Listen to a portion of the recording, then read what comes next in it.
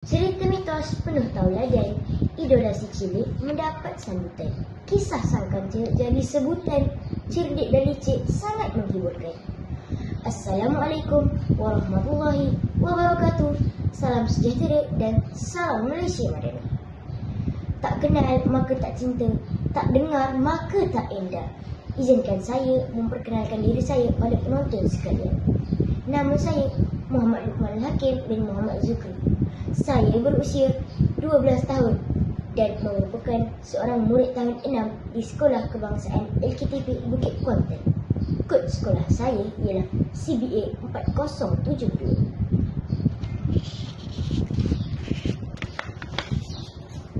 Hobi saya ialah memancing dan melayari internet. Cita-cita saya ingin menjadi seorang doktor. Saya ingin menjadi seorang doktor kerana saya ingin berbakti kepada nusa dan bangsa. Para penonton yang dikasihi sekalian, di dalam video ini saya sangat teruja untuk berkongsi sebuah buku yang bertajuk Sang Kancil dengan Kerbau Dunia. Karya hebat ini adalah hasil olahan Nur Azlin bin Jafar. Buku ini diterbitkan oleh Quality Book STM PhD. Buku ini mengandungi 16 halaman bercetak dan mempunyai ilustrasi yang menarik. Buku yang berunsur komedi kanak-kanak ini merupakan bacaan yang sesuai untuk seisi keluarga pada waktu lapang. Ia juga mampu menarik perhatian pembaca, tidak mengira peringkat usia.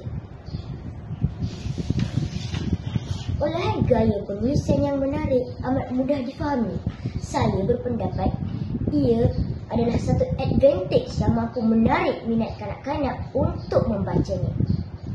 Sang Kancil dengan Kerbau Dunia adalah sebuah buku yang menceritakan tentang sang kancil yang sangat licik dan penuh tipu helah ingin memakan buah timun milik Pak Tani. Dia mencari helah untuk mendapatkan timun itu dengan bantuan sang kerbau. Penonton sekalian, dapatkah sang kancil mengambil timun tersebut?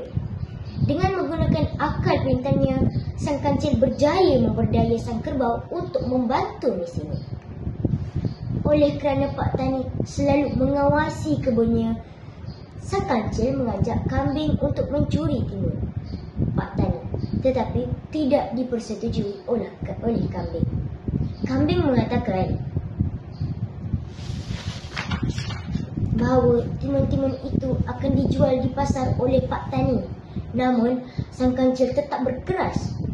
Setelah gagal memujuk kambing, maka sang kancil bertemu pula seekor kerbau yang sedang bermandi lumpur. Sang kancil memujuk kerbau untuk mengambil timun-timun Pak Tani kerana dia berasa sungguh lapar. Sang kancil berjanji untuk mengambilnya hanya sedikit sahaja timun untuk dimakan. Akhirnya, kancil dan kerbau pun menuju ke kebun timun Pak Tani. Kancil berjalan di sebalik tubuh kerbau yang besar. Pak Tani hanya melihat kerbau sahaja yang melintas di kebunnya dan tidak merasa curiga. Lagi pula kerbau tidak pernah merosakkan kebun timun miliknya. Ketika Pak Tani sedang leka, kancil memetik timun-timun yang segar itu. Kerbau dan kancil pun memakan timun itu tanpa rasa bersalah. Penonton sekalian, setelah beberapa hari, Pak Tani mula perasan buah timunnya semakin berkurang. Akhirnya, Pak Tani mendapat tahu kerbaunya bersubahat bersama kancil untuk mencuri dan memakan buah timunnya. Pak Tani terus mengikat kerbau dan meletakkannya di sawah untuk membajak tanah. Kerbau itu dilarang memasuki kebun timun lagi. Sang kancil pula tersenyum puas hati kerana dapat makan buah timun dan berjaya memperdaya kerbau yang dulu itu.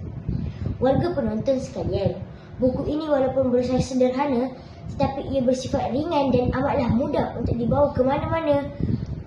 Tidak rugi anda semua membacanya kerana sekali anda baca, anda pasti akan jatuh cinta. Sebagai kesimpulan daripada cerita Sang Kancil dan Kerbau yang Dunia, ini dapatlah kita ambil pengajaran bahawa tidak elok kita mengambil hak orang lain tanpa izin. Kita hendaklah menghormati milik orang lain. Sekian, terima kasih. Sehingga berjumpa lagi. Bye.